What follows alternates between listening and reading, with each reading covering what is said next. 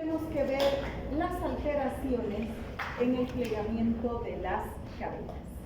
Entonces, como habíamos quedado, esto ha sido lo último que hemos visto, y tenemos que las cadenas proteicas, para poder cumplir de manera adecuada con su función, es necesario que se plieguen.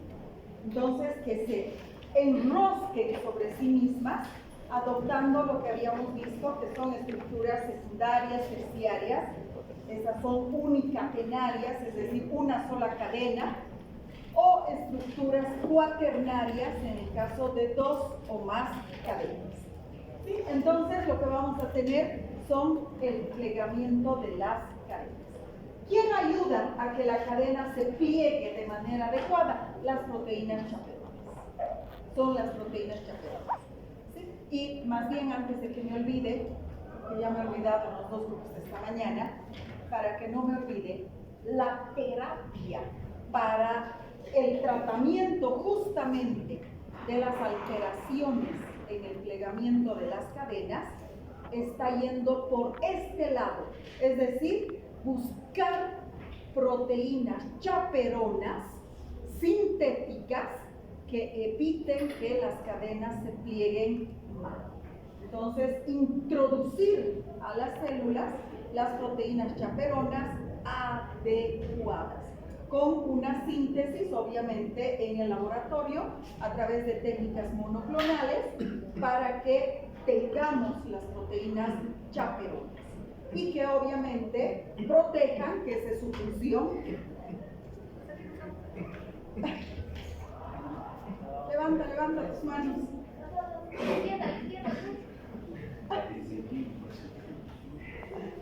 Entonces, como les decía, que la función que cumplen las proteínas chaperonas es proteger, proporcionar a la proteína en crecimiento un ambiente adecuado.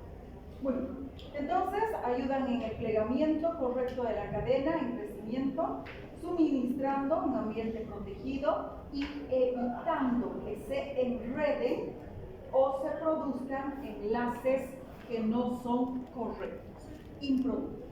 Muy bien, ¿cuáles son? ¿O qué pasa si la proteína se pliega de manera inadecuada? Alteraciones en el plegamiento de las cadenas. ¿Qué sucede? Cuando la cadena proteica, ¿estás mejor? Sí, gracias. Está mal plegada, va a perder su función. No nos olvidemos que la función fisiológica de una proteína depende de sus estructuras secundaria, terciaria y cuaternaria. Entonces, si la proteína está mal plegada, pues no va a poder realizar su actividad normal. Ejemplos. Esta proteína, que es la CFTR, es la proteína que transporta iones cloruros a nivel de los pulmones. Y esta proteína va a estar afectada y se va a producir, se va a plegar mal y va a producir una enfermedad que se llama fibrosis quística. ¿Y qué es lo que va a suceder en la fibrosis quística? Se produce a nivel pulmonar y el moco, el filamento de moco va a ser demasiado espeso en el pulmón y los pacientes van a tener infecciones crónicas. Ganancia tóxica de la función, es decir, que la proteína se va a convertir en una proteína tóxica para el organismo. ¿Y qué es lo que va a provocar esta toxicidad de la proteína? Que la proteína se vuelva insoluble en agua. Y al ser insoluble en agua, pues las enzimas proteolíticas que deberían degradar a esta proteína no van a poder actuar. ¿Por qué? Porque las enzimas son solubles en agua. Entonces no pueden atacar a algo que sea insoluble en agua.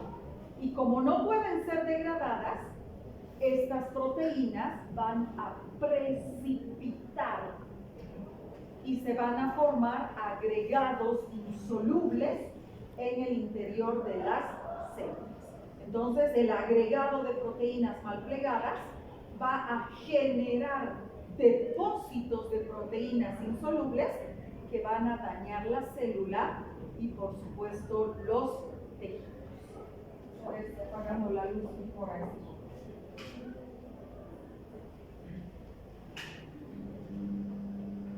No, el arrancador está mal. Bueno, ejemplos. El beta-amiloide es una proteína que se va a plegar mal y va a provocar una patología que se llama Alzheimer y que daña las neuronas. Y por último, ¿qué más pueden hacer? Las proteínas mal plegadas son proteínas o tienen un efecto contagioso.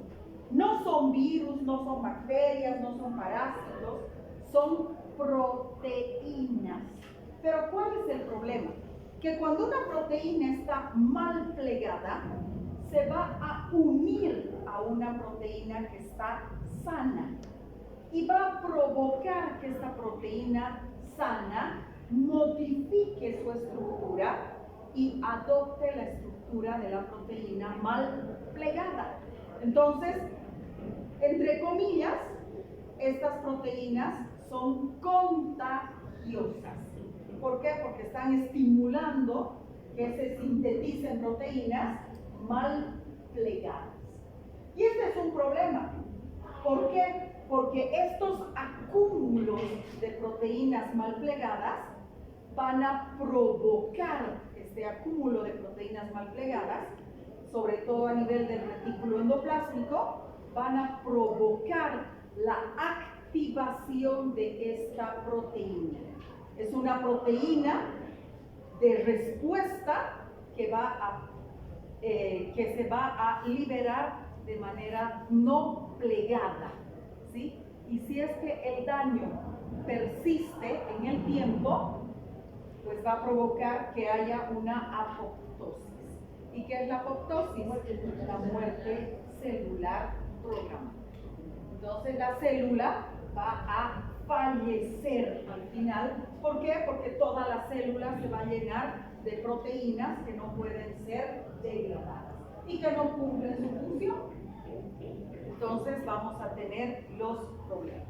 Aquí hay una serie de enfermedades justamente producidas como consecuencia del mal plegamiento de las cadenas. El Alzheimer, las proteínas o porque en el caso del Alzheimer son dos proteínas las afectadas, el beta-amiloide y la proteína tau.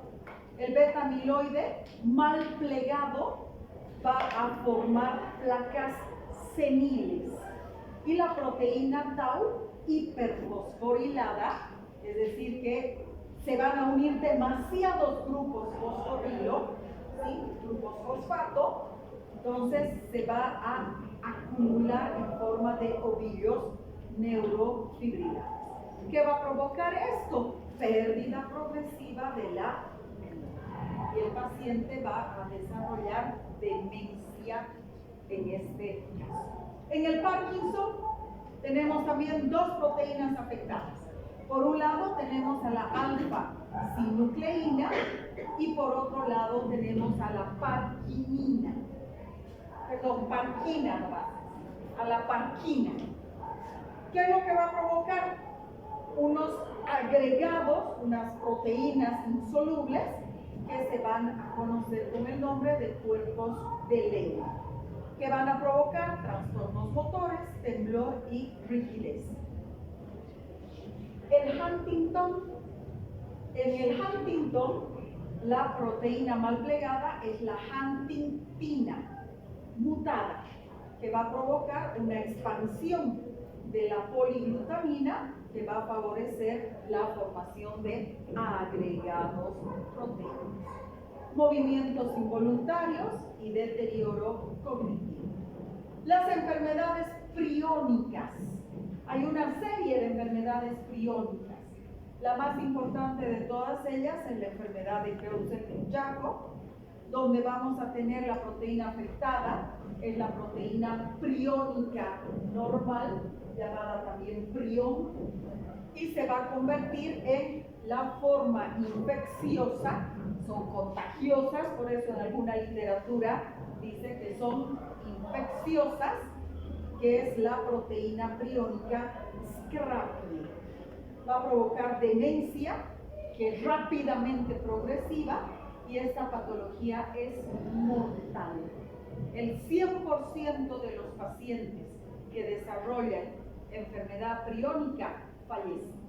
¿En cuánto tiempo? 6 a 12 meses después de que ha sido diagnosticado. Y finalmente tenemos lo que ya habíamos visto, la fibrosis quística.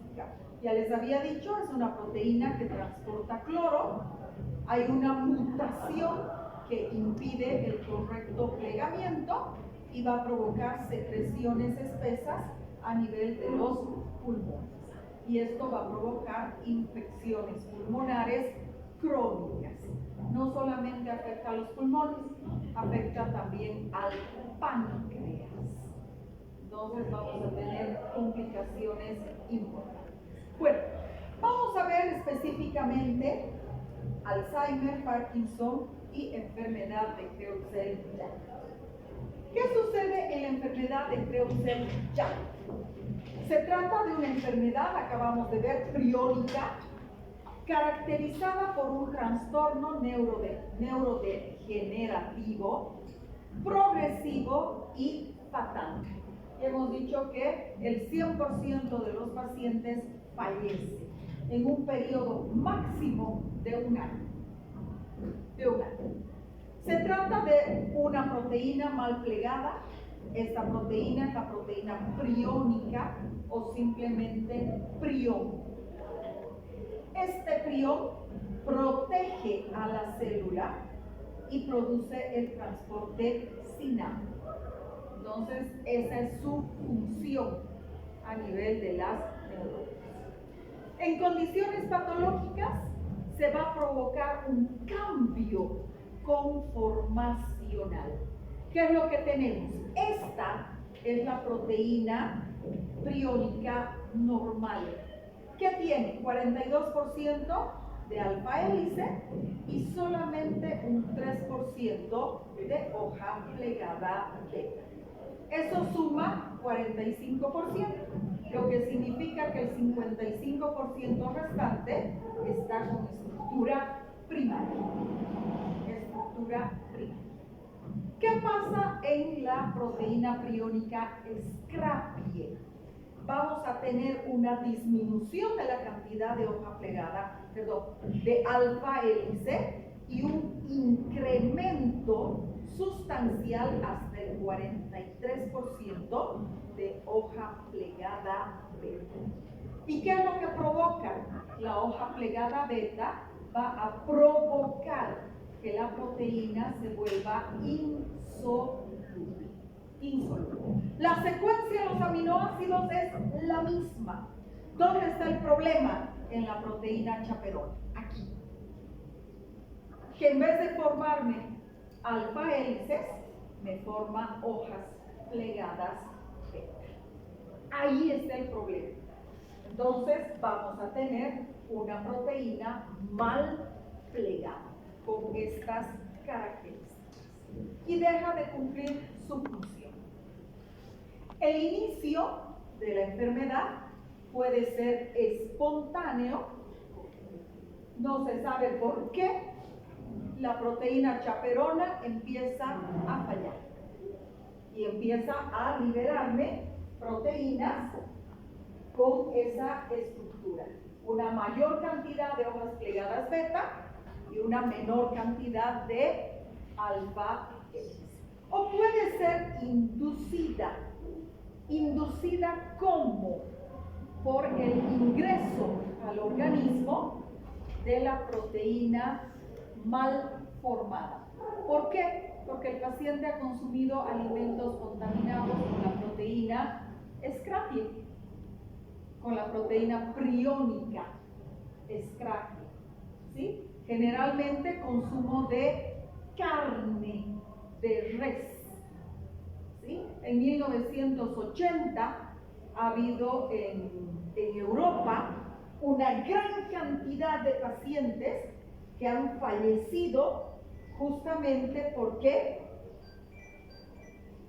porque se contagiaron de esta patología. Enseguida vamos a hablar de ella, ¿sí?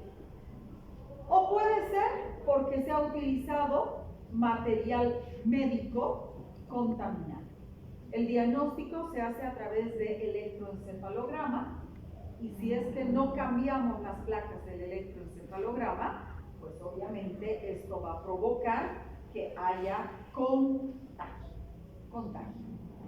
La progresión, la proteína escrapie se va a unir, lo que les decía, a las proteínas normales y van a inducir que las proteínas normales cambien su estructura y como consecuencia de ello, pues obviamente se conviertan también en proteínas insolubles.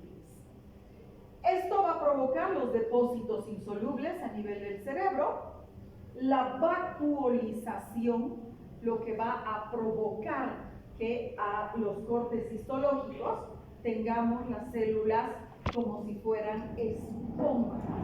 De ahí el otro nombre, se llama encefalopatía espongiforme. Entonces tenemos, ese es el otro nombre, encefalopatía espongiforme. La pérdida sináptica, la gliosis reactiva y por supuesto la muerte cerebral.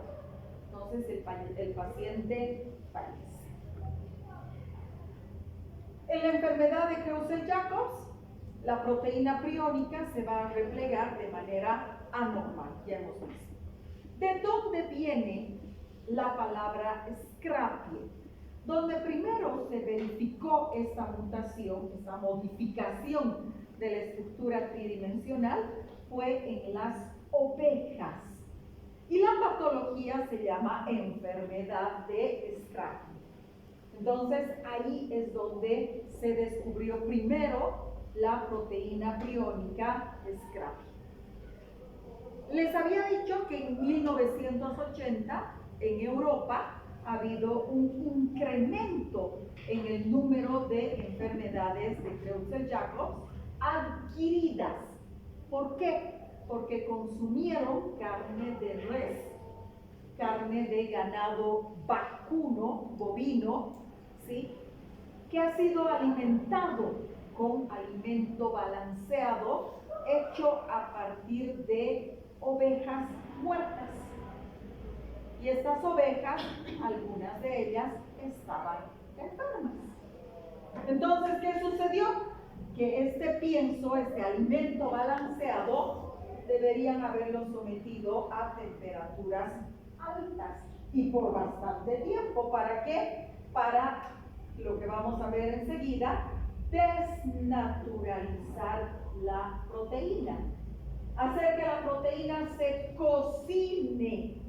Y al cocinarse, se rompan los enlaces que mantienen unidas la hoja plegada beta y simplemente sirvan los aminoácidos como fuente nutritiva. Pero no lo hicieron. Entonces se vendieron millones de bolsas de alimento balanceado por toda Europa y las vacas se contagiaron.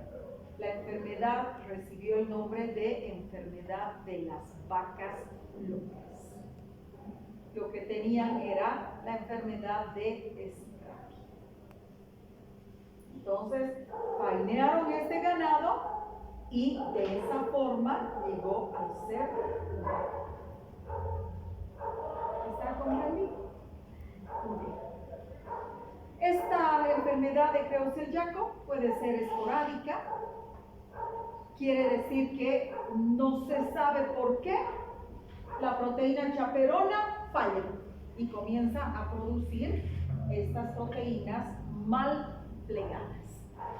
La variante es la enfermedad de las vacas locas por consumir alimentos con proteínas contaminantes.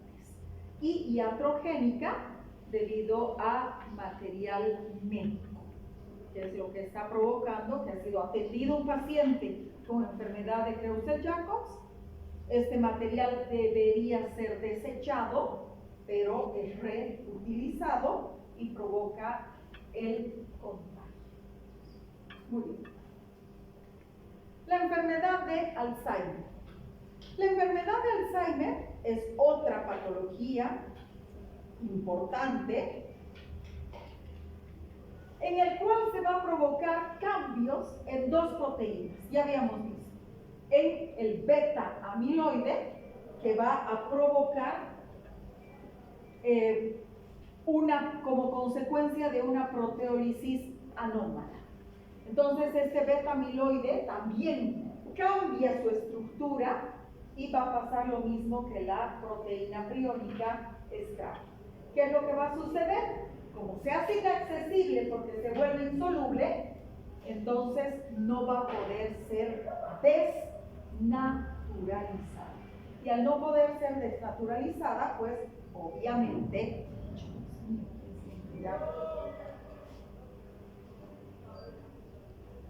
entonces al no poder ser desnaturalizada, va a formar placas seniles. Entonces aquí tenemos las placas seniles típicas de pacientes que tienen Alzheimer. También tenemos otra proteína que va a ser afectada, que es la proteína tau. Esta proteína tau, cuando se afecta, va a sufrir reacciones de hiperfosforilación. Se van a unir a la proteína muchos grupos fosfato, lo que va a hacer que esta proteína pierda su función. Y como consecuencia de ello, se van a formar los ovillos neurofibrilares, típicos también en pacientes con Alzheimer. Además, estos precipitados van a provocar inflamación, que es lógico. Si aparece algo que no debería, entonces esto provoca inflamación. El sistema inmunológico va a ir a tratar de defender al organismo y se va a presentar inflamación. Y la inflamación, neuroinflamación, va a provocar el aumento de ROS. ¿Quién recuerda qué son los ROS? Especies reactivas de oxígeno. Las especies de oxígeno reactivo o especies reactivas de oxígeno. ¿Y qué son las especies reactivas de oxígeno? ¿Quién recuerda? Radicales libres del oxígeno. Aquí está el peróxido de hidrógeno, el oxidrilo, el superóxido, el oxígeno singlete, ya los vamos a estudiar, y estos van a provocar estrés oxidativo. Y ya hemos visto qué pasa con el estrés oxidativo. Va a provocar la oxidación de los lípidos de membrana. Y si se oxidan los lípidos de membrana, se hacen huecos en la membrana celular. Y al final el hueco se hace tan grande que se rompe la célula. Muy bien. Van a provocar una disfunción mitocondrial y esta inflamación me va a afectar dos lugares. La corteza cerebral, que es la responsable de la memoria, del lenguaje y del pensamiento, ahí está. Si se afecta la corteza cerebral responsable de la memoria, el paciente comienza con problemas de memoria a corto plazo primero. ¿Por qué? Porque el hipocampo es el encargado de almacenar los recuerdos nuevos. Por eso es que no va a recordar qué pasó ayer y cada vez va a ir hacia atrás, hasta que finalmente el paciente va a tener atrofia cerebral generalizada. Eso es en el Alzheimer. Y en el Parkinson, la situación es muy parecida. ¿Qué es lo que va a suceder? Dos proteínas afectadas. Y hemos dicho, la alfa-sinucleína, que va a depositarse como cuerpos de Lewy, y estos van a provocar daño neuronal. Y la parquina, que va a afectar el control mitocondrial y va a evitar la defensa antioxidante. Entonces, si se produce inflamación, porque también vamos a tener agregados de proteínas insolubles, esto me va a generar inflamación.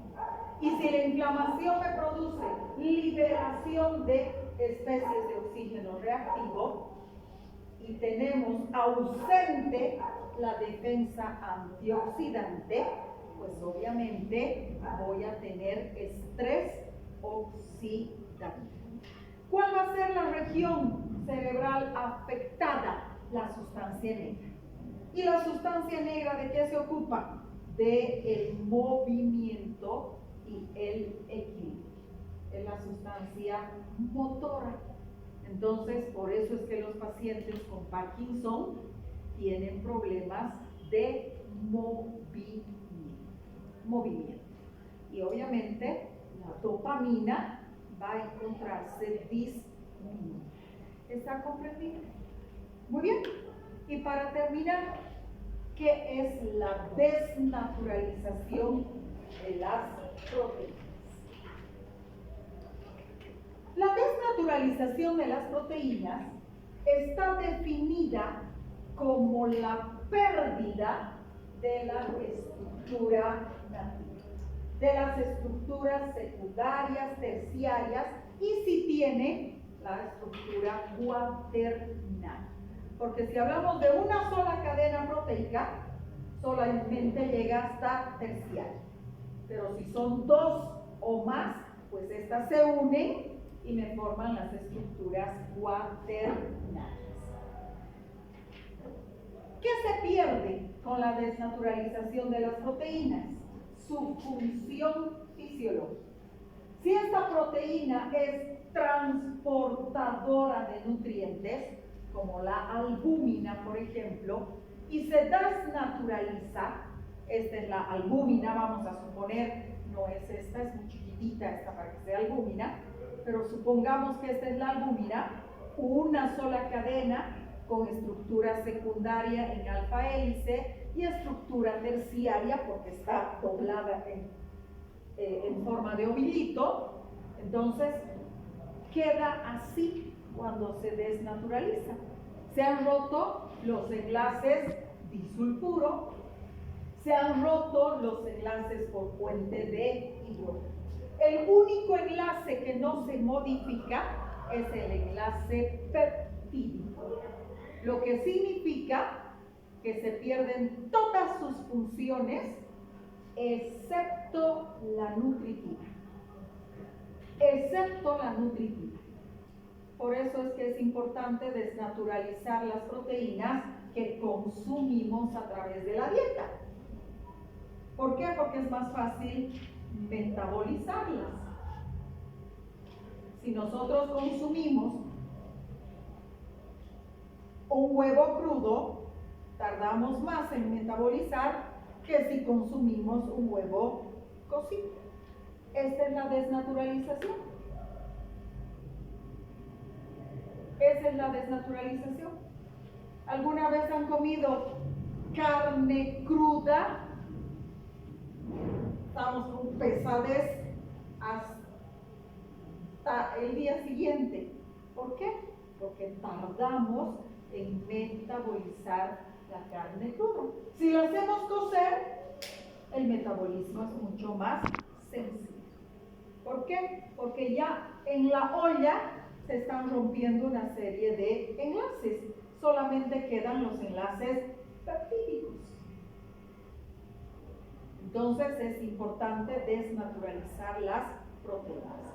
Pero como no se rompen los enlaces peptídicos en la desnaturalización, Las enzimas que se llaman proteolíticas se van a encargar de romper estos enlaces peptídicos y me van a liberar los aminoácidos que son los que van a ser utilizados, van a ser absorbidos, van a pasar a la sangre y van a ser utilizados por las células. Por lo tanto, se pierden todas las funciones menos la nutritiva. Los aminoácidos siguen sirviendo para nuestro organismo. Muy bien. ¿Qué me desnaturaliza las proteínas? El calor, la temperatura. Y esto es súper importante para la digestión, obviamente. ¿Por qué? Porque si nosotros las cocinamos, las hacemos cocer, las desnaturalizamos. A ver quién se anima a comer, no sé, quinoa cruda. Obviamente que no vamos a poder.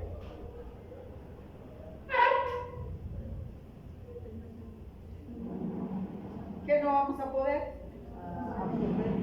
Claro, pero metabolizando vamos a poder digerir la quinoa cruda. ¿Sí? Tiene gran cantidad de proteínas. Bueno, muy importante en la fiebre. La fiebre es un aumento de la temperatura corporal y si la temperatura corporal aumenta 6 grados centígrados, puede ser fatal. ¿Por qué? Porque se van a desnaturalizar las proteínas en nuestro cuerpo. Se van a cocinar, en otras palabras, las proteínas. ¿Y qué proteínas importantes tenemos? Todas las enzimas. Y el metabolismo no funciona. Entonces, por eso es que la fiebre es peligrosa. Tenemos que bajar como sea la fiebre, la temperatura. Las radiaciones ultravioleta o radiaciones gamma. ¿Quiénes están en peligro? Los imagenólogos, los médicos encargados de hacer estudios por imagen. Desde rayos X, las radiografías, tomografías y todas las pruebas por imagen que incluyan radiaciones. Actualmente, los equipos tratan de ser lo más cerrados posible para evitar la radiación del personal. ¿Por qué creen que está prohibido que una mujer embarazada se haga esos estudios? Además, ¿qué modificación hay? En las proteínas. Hay mutaciones proteínas. Los genes son proteínas. Alteraciones del pH sanguíneo. ¿Recuerdan que las proteínas regulan pH? ¿Gracias a qué? A su amino o a su carboxilo, pero principalmente a las cadenas laterales. ¿Y qué hacen las proteínas para regular el pH? Liberan hidrógenos. Pero resulta que ese hidrógeno me estaba formando un puente de hidrógeno. Entonces, ¿qué va a pasar? Se va a romper ese puente y se va a liberar el hidrógeno y ya no hay puente de hidrógeno. Y esto me va a provocar desorganización de la cadena proteica. Y el puente de hidrógeno es un enlace no covalente. Los iones metálicos pesados tipo plomo, cadmio, ¿qué pasa? Cuando nosotros consumimos estos metales. ¿Por qué? Porque vivimos a orillas del Pilcomayo y es lo que quieren hacer con el río Chico. ¿Por qué se oponen a que haya minería y que las aguas sean vertidas producto de la minería al río Chico? ¿Por qué? Porque todo eso se va a contaminar con plomo, que es un producto de desecho de la minería. ¿Y qué es lo que sucede? Que ese plomo va a ser ingerido junto con ¿qué? Con las verduras que son regadas con esas aguas o al consumir peces, al consumir los peces.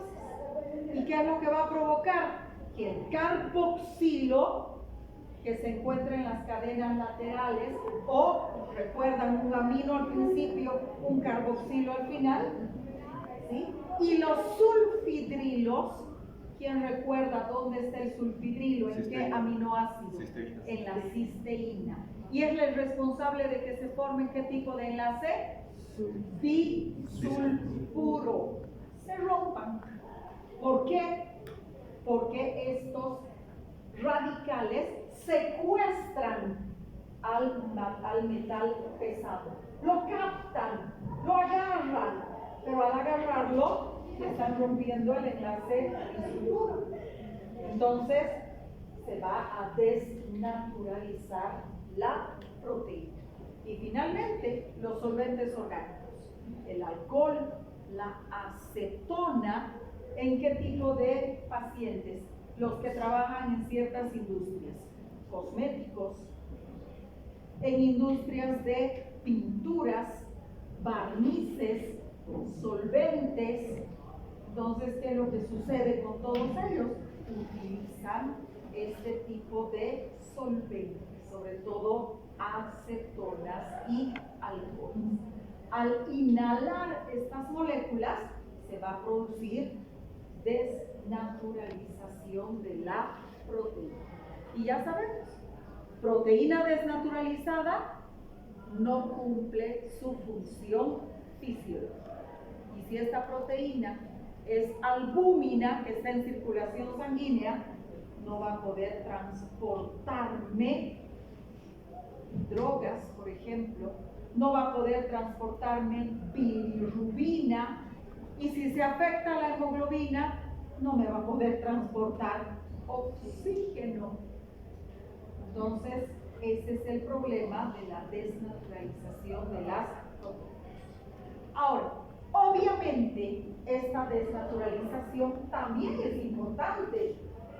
¿Por qué? Porque esta desnaturalización es la que debería eliminarme todas esas proteínas mal plegadas y eliminarlas de las células. ¿Está comprendido?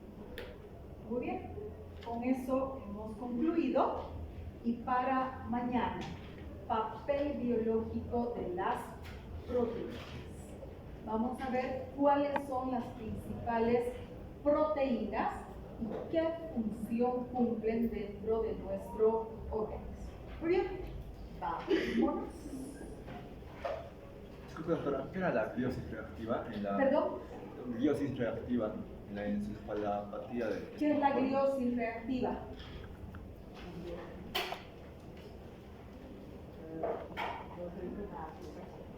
¿Perdón? Eso se supone que han visto el año pasado. Gliosis reactiva. Repasen, comenzamos mañana con gliosis reactiva.